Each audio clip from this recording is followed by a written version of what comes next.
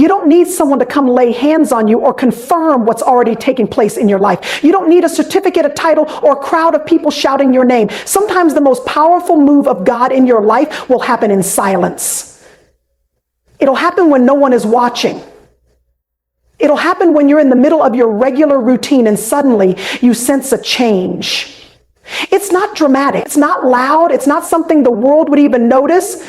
But you know, deep down in your soul, you know, you've shifted. Something divine is now dwelling within you. Something sacred has awakened. That something, that someone is the Spirit that marks, molds, and manifests within you. You can't always explain it to others. In fact, trying to explain it sometimes makes you sound strange to people who haven't tasted the presence, who haven't encountered the supernatural. But that's okay, because when you know, you know. When the presence of the Spirit becomes your compass, you no longer rely on the world's maps. You stop asking for directions from people who are lost themselves. Your discernment grows sharper. Your peace becomes louder than your panic, and your faith begins to break rules and limitations that were once your ceiling. You see, one of the most powerful signs that you've been filled with the Spirit is that you no longer settle for surface living. You begin to crave depth. What once satisfied your flesh now grieves your spirit. You can't be in rooms filled with gossip and not feel the tension. You can't participate in conversations that tear others down without your spirit trembling inside. You can't walk past injustice and not feel the fire in your chest to do something about it. It's not coincidence. That's not personality. That's the Spirit that convicts, that aligns, that recalibrates your inner compass toward righteousness. And here's something the enemy doesn't want you to know. When you carry the Spirit, you carry authority. Not arrogance, not ego, but spiritual authority. The kind that doesn't need to announce itself. The kind that doesn't shout to be heard. The kind that walks into a room and shifts atmospheres without saying a word. You walk in peace and chaos starts trembling. You walk in truth and deception begins to scatter. You carry a stillness that disrupts every storm. And it's not because you're perfect. It's because you're possessed by something greater than your flaws. You've been sealed, marked, and called.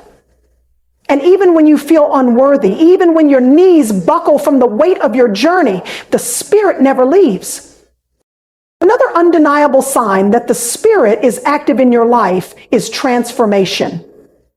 I'm not talking about behavior modification. I'm not talking about pretending to be good. I'm talking about real transformation. The kind that makes people do a double take. The kind that makes those who knew the old you scratch their heads trying to reconcile who you are now.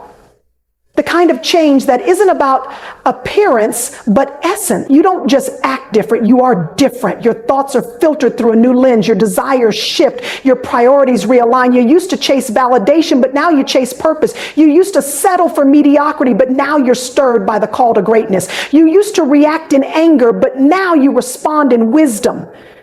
Not because of willpower, not because of discipline alone, but because the Spirit within you is doing a deep work that no human hand can replicate. The Spirit doesn't just renovate your life, it rebuilds it from the foundation up. It tears down every lie you believed about yourself.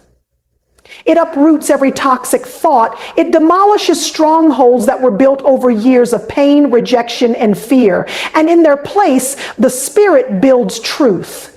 Builds courage, builds vision. You begin to stand taller, not because your circumstances changed, but because your spirit did. You wake up with a fire that the world didn't give you, and so the world can't take it away. Let me tell you something. When the Spirit takes root in you, you develop a hunger for the word that is unexplainable. It's like your soul becomes thirsty for truth, and no motivational quote or self-help book can quench it. You start to crave revelation more than recognition. You find yourself drawn to sacred things. Worship becomes your weapon. Prayer becomes your lifeline. Silence becomes sacred. You begin to realize that every battle you face wasn't just physical, it was spiritual. And now with the Spirit within you, you fight differently. You fight on your knees. You fight with praise. You fight with declarations. And even when you lose battles in the natural, you remain undefeated in the Spirit. because you know the war has already been won. Another major sign is the presence of peace that surpasses understanding. You can't explain it. It doesn't make sense. All hell can be breaking loose around you, and somehow you're still. Somehow you're steady. People ask you, how are you so calm? And all you can do is smile, because you know it's not you. You're being held. You're being sustained. The Spirit has wrapped you in a peace that anchors you through every storm. It's not denial. It's not ignorance. It's the result of a surrendered heart, a heart that trusts even when it doesn't understand, a heart that believes even when it doesn't see. That kind of peace is supernatural. That kind of peace is a loud sign that the Spirit is active in your life. And then there's wisdom. The kind of wisdom that doesn't come from books or degrees. The kind of wisdom that causes people twice your age to seek your counsel. The Spirit gives you insight, discernment, and clarity in moments when others are confused. It gives you the ability to see beyond the surface, to read between the lines, to perceive what's not being said. And because of that, you no longer get caught in the trap of people pleasing. You no longer waste time entertaining distractions disguised as opportunities. You begin to walk with intentionality. You begin to choose your battles wisely. You know what to ignore. You know when to speak and when to stay silent. That's not just maturity. That's the Spirit of wisdom guiding you. And when you have the Spirit, you love differently. Not the convenient kind of love, not the as long as you agree with me kind of love, but real love. The kind of love that chooses mercy over judgment. The kind that forgives when it would be easier to stay bitter. The kind that prays for your enemies when your flesh wants revenge. That kind of love isn't natural, it's supernatural. It's a fruit that only grows when the Spirit is alive and thriving in you. You also begin to recognize your purpose in a way that's crystal clear. The noise of the world doesn't distract you like it used to. The comparisons, the competition, the endless scrolling, it no longer owns your attention. You realize you've been set apart for something greater. You don't chase platforms, you build altars. You don't crave applause, you crave assignment. You just stop asking, what do people think of me? And you start asking, what am I called to do in this moment? That shift is the Spirit. It grounds you. It aligns your passion with purpose. It connects your gifts to your calling. You begin to move with boldness and humility. You stop waiting for permission and start walking in obedience. And here's the final thing, the deepest evidence, the unshakable sign that the Spirit is alive in you. You learn the sacred art of silence. You begin to understand that not everything requires your response. Not every insult deserves your energy. Not every moment is yours to fill with noise. You realize that stillness isn't weakness, it's power under control. There's a wisdom that only speaks when it's necessary, a wisdom that listens more than it reacts, a wisdom that knows timing is everything. And when the Spirit is alive in you, you stop needing to prove yourself. You stop arguing to be right. You stop defending what God has already confirmed. You learn to move in silence. You learn to build in silence. You learn to grow in silence. Not because you're hiding, but because you're being hidden. Hidden for the right time. Hidden for the appointed season. And that silence becomes a sanctuary, a sacred place where revelation is received, where clarity is birthed, where identity is reinforced. People may think you've disappeared, but you're not gone. You're just grounded. And when the Spirit is your guide, silence becomes your strategy. Wisdom knows when to be quiet. Wisdom doesn't waste energy trying to convince people of what's already evident. Wisdom understands that real power doesn't announce itself. It simply shows up. When the Spirit is alive in you, you don't chase influence. You carry it. You don't seek favor. You embody it. You don't demand respect. You live in a way that commands it without saying a word. Because you've learned that the loudest voice in the room is not always the one speaking. Sometimes it's the one that knows when to be still. So if you've ever wondered if the Spirit is alive in you, don't just look at how loud you worship. Don't just measure it by how often you pray. Look at your life. Look at the way you think, the way you love, the way you choose peace over panic, the way you walk away from battles not meant for you, the way you've been changing, not just on the outside, but deep in the inner chambers of your soul. Look at how silence has become your sanctuary, how you've learned to rest even in the storm. That's not by chance. That's not by effort. That's the Spirit, alive, active, and very present in you. There comes a time in your spiritual walk when the loudest demonstration of strength is your silence, when wisdom doesn't come wrapped in long explanations, public arguments, or verbal defense, but in stillness. In a world that applauds noise and confusion and constant commentary, there is something divinely disruptive about a person who has learned how to be quiet. It's not the silence of weakness. It's not the silence of fear. It's not the silence of passivity. It is the silence of wisdom, a silence that speaks louder than words ever could, a silence that says, I know who I am. I know what I carry, and I don't need to prove it. It's a silence that is rooted in discernment, in knowing that not every battle is yours to fight, and not every invitation into conflict is an assignment from above. When you've been filled with the Spirit, you start to understand that your voice carries weight, that your words create impact, and because of that, you become very selective with your speech. You're no longer rushing to be the first to speak. You're no longer eager to share your opinion on every issue. You pause, you reflect, you seek divine guidance, because wisdom has taught you that timing matters just as much as truth. There is a season for speaking and there is a season for silence. And when you're led by the Spirit, you begin to recognize which one you're in. You no longer get dragged into arguments just to prove your intelligence. You don't waste your voice on those committed to misunderstanding you. You're not moved by the pressure to respond. You're anchored by a deeper knowing. And that knowing comes from the quiet place, the secret place, where truth is whispered, not shouted, where strategy is birthed, not broadcasted. There is power in a woman who chooses silence over chaos. There is power in a man who chooses peace over noise. That kind of power doesn't come from books or titles or platforms. It comes from intimacy, from sitting in stillness long enough to hear the whisper of direction. It comes from learning that what the world calls weakness is often heaven's definition of strength. When you stop needing to be heard and start needing to be aligned, you begin to live differently. You begin to discern when your words will heal and when your silence will protect. You see, wisdom doesn't need the last word. Wisdom doesn't chase validation. Wisdom doesn't interrupt. Wisdom observes. Wisdom listens. Wisdom waits. And when the moment is right, when the atmosphere is ready, wisdom speaks with authority that can't be questioned. Because it didn't speak out of impulse. It didn't speak out of ego. It spoke out of alignment. And alignment always hits deeper than argument. Alignment carries weight that no volume can substitute. And silence, when guided by wisdom, becomes a shield. A shield against manipulation, a shield against provocation, a shield against unnecessary warfare. Some of the most dangerous traps are set through conversations, through the need to explain yourself, through the temptation to respond quickly. But silence can be your protection. Silence gives you space to think, to pray, to discern. And when you speak after that silence, you speak from a place of clarity, not chaos.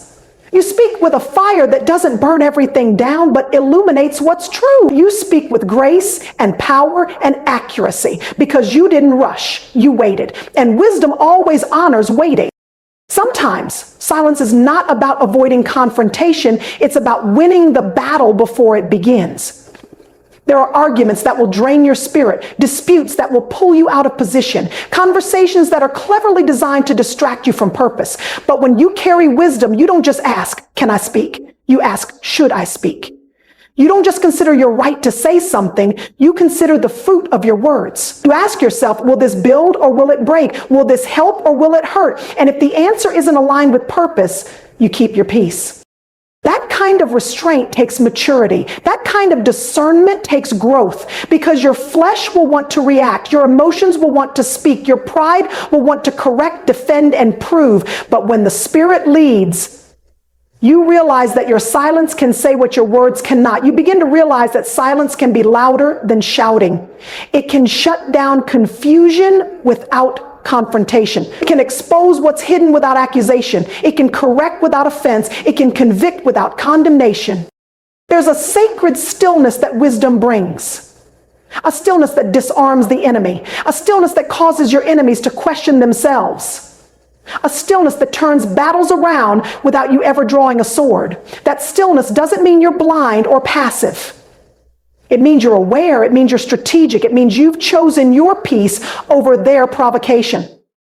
Because you've been through enough to know that not everything needs your reaction. Some things need your restraint. Some battles need your silence. You don't need to clap back. You don't need to correct every lie. You don't need to participate in every debate. Sometimes silence is your proof. Silence is your armor. Silence is your testimony. It says, I know who I am. I don't need your confirmation.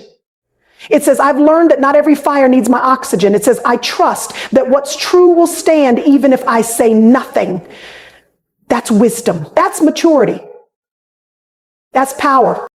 And let's talk about the discipline it takes to be silent when everything in you wants to speak.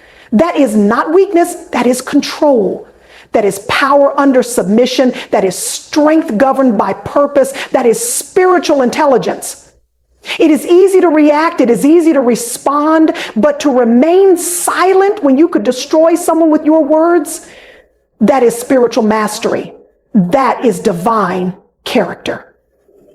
But that counts as either spiritual mastery or that is divine character. That is evidence that you are being led from within, not pushed from without. You begin to walk with a confidence that is quiet, a presence that doesn't demand attention but commands it. And you realize that there is nothing more powerful than a person who doesn't need to be loud to be respected. You don't need to shout to lead. You don't need to announce yourself to be effective. When the Spirit has matured you, your silence carries weight that words could never replicate. Your presence shifts atmospheres, not because you speak often, but because you speak wisely. And sometimes, not at all. And it's in the silence that God gives revelation. It's in the stillness that strategies are downloaded. It's in the quiet moments that secrets are revealed. When everyone else is talking, wisdom is listening. When others are reacting, wisdom is discerning. And that's why you don't rush into responses. That's why you're no longer afraid to pause, because you know that silence is not absence. It's awareness. It's alignment. It's authority. Some of the greatest breakthroughs in your life will not come through noise. They will come through quiet decisions made in silent places. They will come through surrendered moments where you chose not to argue, not to fight, not to prove, but to trust. Trust that the truth will always rise. Trust that you don't have to force what is already yours. Trust that your silence is a seed, and in due time it will produce fruit. That is the level of wisdom that the Spirit cultivates in you. And here's something we rarely talk about. Silence can be obedience. Silence can be an act of faith. Silence can be a weapon. When you don't respond to every attack, when you don't retaliate against every critic, when you don't defend yourself against every false accusation, you're not being passive. You're being prophetic.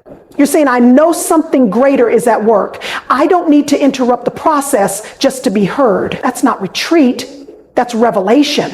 That's the kind of wisdom that baffles the enemy, because they expect you to fight with noise, but instead you fight with knowing. You fight with stillness.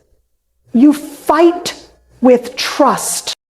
And when others look at you and say, why didn't you say anything? You'll know. You'll know it wasn't time. You'll know your words would have complicated what silence was about to clarify. You'll know that your quietness was not weakness, it was warfare. A silent kind of warfare that doesn't entertain the schemes of the enemy. A quiet kind of confidence that doesn't need applause or approval to be sure. That's wisdom, that's growth, that's maturity in the Spirit. You won't always be understood. That's okay. You won't always be applauded. That's okay. You won't always be defended. That's okay. But when you have the Spirit guiding you, you realize you don't need the world's understanding when you already have divine instruction. You don't need affirmation when you already have assignment. You don't need to be heard when your silence is saying more than your words ever could. And even in relationships, in the heat of conflict, in the pull of emotional reaction, wisdom will whisper, be still. Wisdom will tap you on the shoulder and say, this is not your moment to speak. Wisdom will hold you when your pride wants to rise. Wisdom will cover you when your flesh wants to respond, because sometimes silence is what protects connection. Sometimes silence is what preserves purpose. Sometimes silence is what saves you from saying something you can't take back. That kind of restraint is divine. That kind of self-control is spiritual. And it's a sign that you've been with the Spirit long enough to know that your words are not toys. They are tools. They are weapons. They are seeds. And you don't cast them carelessly. You sow them intentionally. You release them prayerfully, because you've seen what a single word can build and what it can break. So you wait, you listen, you watch, and then you speak when the time is right. You speak with purpose. You speak with clarity. You speak with grace. And sometimes you don't speak at all, because wisdom knows when to be quiet, because silence can sometimes accomplish what sound cannot. Because stillness can sometimes carry the authority that shouting never could. And when you walk in that kind of wisdom, you become dangerous in the spirit. You become untouchable by distraction. You become unavailable to nonsense. You become too anchored to be shaken by noise. That's the power of wisdom. That's the fruit of the Spirit living within you. That's the quiet authority of someone who's been in the secret place. That's the strength of one who no longer needs to be loud to be powerful. That's what it means to be mature. That's what it means to be led. That's what it means to know deep down in your soul that wisdom knows when to be quiet. Obedience is not always convenient. It does not always come with comfort, applause, or understanding. In fact, many times obedience will cost you something valuable, something you thought you needed to survive. It will strip you of familiar patterns. It will call you out of environments you've become addicted to. It will ask you to step into territory that doesn't feel safe, walk away from people who once felt necessary, and release control over outcomes that you were trying to manage. Obedience is not cheap. It's costly. It requires surrender when you'd rather strategize. It demands movement when you'd rather delay. And it often demands stillness when your emotions are screaming to act. Obedience is the true test of spiritual maturity. Not how loud you sing, not how much scripture you quote, not how many people know your name, but how quickly, how consistently, how willingly you respond when the Spirit speaks. And sometimes that obedience will not make sense to your logic. It will contradict your plans. It will make you look foolish to others. But deep down, there's a tug, a whisper, a knowing that says go, that says trust me, that says move now. And you can feel the war within you between your flesh that craves certainty and your spirit that craves alignment. When the Spirit lives in you, obedience becomes more than a decision. It becomes a rhythm, a way of life, a posture of surrender. You don't just obey when it's easy. You obey because you've been changed. You've seen too much to go back to living by your own understanding. You've experienced what it's like to walk in divine timing. You've tasted the fruit of following the voice that doesn't lie. So now, even when it's uncomfortable, you choose obedience. Even when it costs you comfort, security, approval, or familiarity, you choose obedience.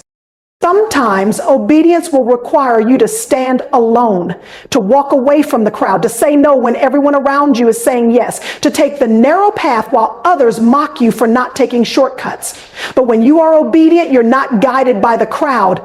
You're guided by conviction. You've learned to hear that inner whisper, to recognize the promptings that come when it's time to act, to release, to move, or to be still. You've learned that delayed obedience is still disobedience, that partial obedience is not obedience at all, that hesitation is not faith, and so you choose the path of trust. You choose to obey. And obedience won't always feel good in the beginning. Sometimes it feels like loss, like letting go of something you really wanted, like giving up the opportunity that seemed perfect, like walking away from a relationship you invested in. But obedience always leads to protection, always leads to purpose, always leads to peace. There are things your eyes can't see that obedience is shielding you from. There are traps you'll never fall into because obedience redirected your steps. There are delays that look like disappointments but are actually deliverances arranged by obedience. You don't see the full picture, but obedience puts your feet in the right place at the right time. And let's be honest, obedience will expose your idols. It will reveal where your heart really is. Because when you're asked to release something you thought you couldn't live without, you begin to discover what has your worship. Obedience confronts your attachments. It breaks your dependency on anything that has replaced divine authority, and it does it gently but firmly. It reminds you that nothing you cling to is worth more than your alignment. No position, no opportunity, no relationship, no amount of money is worth stepping out of purpose. So even when it's hard, even when it hurts, you obey. Obedience isn't about comfort. It's about calling. It's about doing what's right, even when it costs you what feels good. It's about being faithful in the small things so you can be trusted with the greater things. And sometimes the instruction will be simple. Call someone, forgive them, close that door. Say no, say yes, be quiet, speak up, and your flesh will ask, what's the point? But obedience doesn't wait for explanations. Obedience responds to revelation. You obey not because you understand, but because you trust the one who sees what you can't. You learn that every act of obedience builds something. It builds strength. It builds trust. It builds character. It trains your ears to hear. It sharpens your discernment. And over time, obedience becomes your instinct. You stop fighting what's right. You stop resisting what's necessary. You stop choosing comfort over calling because you've discovered the reward of walking in step with divine timing. And let's talk about the moments when obedience isolates you, when your yes to the Spirit costs you your popularity, when your commitment to integrity makes you misunderstood, when your refusal to compromise closes doors that seemed promising. Those moments are painful. You question everything. You wonder if you made the right decision. You ask why obedience feels like punishment. But what you don't realize is that your obedience is preparing something bigger than what you lost. Your obedience is positioning you for favor that isn't built on manipulation. It's preparing you for relationships that aren't based on performance. It's setting you up for victories that don't require compromise. Obedience refines your motives. It makes you ask yourself, why am I doing this? Am I doing it for recognition, for applause, for self-promotion? Or am I doing it because I was told to, because I was sent, because I was called? Obedience detaches you from outcomes. You stop trying to control the result and just focus on the instruction. You stop measuring success by how it looks and start measuring it by how aligned you are. That's the kind of obedience that brings peace, even when everything around you feels unstable. Obedience will make you walk into rooms you feel unqualified for. It will ask you to speak when your voice is trembling. It will call you to lead when you'd rather follow. But when you obey, grace meets you there. Provision meets you there. Confidence meets you there. Not because you're strong, but because obedience opens the door for what's already been prepared. It's not about striving. It's about aligning. And when you align, everything changes. Obedience will also teach you how to release control, how to stop forcing things to happen your way, how to stop manipulating situations just to get what you want. It will teach you how to surrender, not because you're weak, but because you're wise. Because you've learned that what you control, you're responsible for. But what you surrender becomes the responsibility of something greater. Obedience gives you peace because you no longer carry the burden of being your own God. You no longer carry the pressure of having all the answers. You just follow the instruction and trust the process. Sometimes obedience looks like staying when you want to leave. Sometimes it looks like leaving when you'd rather stay. Sometimes it looks like saying no to something good because it's not what you were assigned to do. And each time you obey, you die to self a little more. You let go of your ego. You surrender your timeline. You abandon your script and you embrace a higher plan, one that's bigger than your comfort, bigger than your reputation, bigger than your plan. That's obedience. You won't always get confirmation before you move. You won't always get applause after you move. You won't always see immediate results. But obedience doesn't operate on applause or evidence. It operates on trust. You move when told. You respond when led. And even when it feels like nothing is happening, everything is shifting in the unseen. Obedience brings clarity. When you step out in faith, your vision clears. When you let go of what you were never meant to carry, your hands become free to receive. When you close the door that should have been shut long ago, the next one begins to open. But that clarity doesn't come before obedience. It comes after. You don't get to see the whole path before taking the first step. That's not faith. That's control. And obedience breaks the grip of control so that faith can lead. And obedience isn't always dramatic. Sometimes it's quiet. Sometimes it's just getting up and doing what you said you would do. Sometimes it's showing up when no one else does. Sometimes it's forgiving when no apology came. Sometimes it's waiting when everything in you wants to run. And that obedience, that simple yes, day after day, builds a life that is unshakable because it's not built on convenience, it's built on conviction. You may not always feel ready, you may not always feel qualified, but obedience doesn't wait for feelings, it responds to truth. And truth says you are chosen. Truth says you are equipped. Truth says your obedience is not in vain. You may not see the fruit right away, but it's growing in the silence, in the hidden places, in the unseen. Your obedience is planting seeds that will one day bear fruit. Fruit you didn't manipulate, fruit you didn't force, fruit that came from simply saying yes. And the beautiful thing is that every act of obedience teaches you to trust more. Each time you see how peace followed your obedience, your faith grows. Each time you realize you didn't miss out by obeying, your confidence deepens. Each time you see a door open that you didn't knock on, your heart becomes more anchored in trust. That's the reward of obedience, not just the outcome, but the intimacy it cultivates, the closeness it produces, the confidence it creates, because you begin to walk knowing that you are exactly where you are meant to be, doing exactly what you were told to do. And there is no safer place than that. Obedience, especially when it costs you comfort, is the clearest sign of spiritual maturity. It means you're no longer led by your feelings. It means you're no longer chasing ease. It means you've chosen alignment over applause, purpose over popularity, destiny over distraction. That's not ordinary. That's not common. That's not natural. That's supernatural. That's the mark of someone being led by the Spirit. That's the mark of someone who has decided once and for all to obey, even when it's uncomfortable, even when it's lonely, even when it costs you something you thought you couldn't live without, because what you gain in obedience is always greater than what you lose.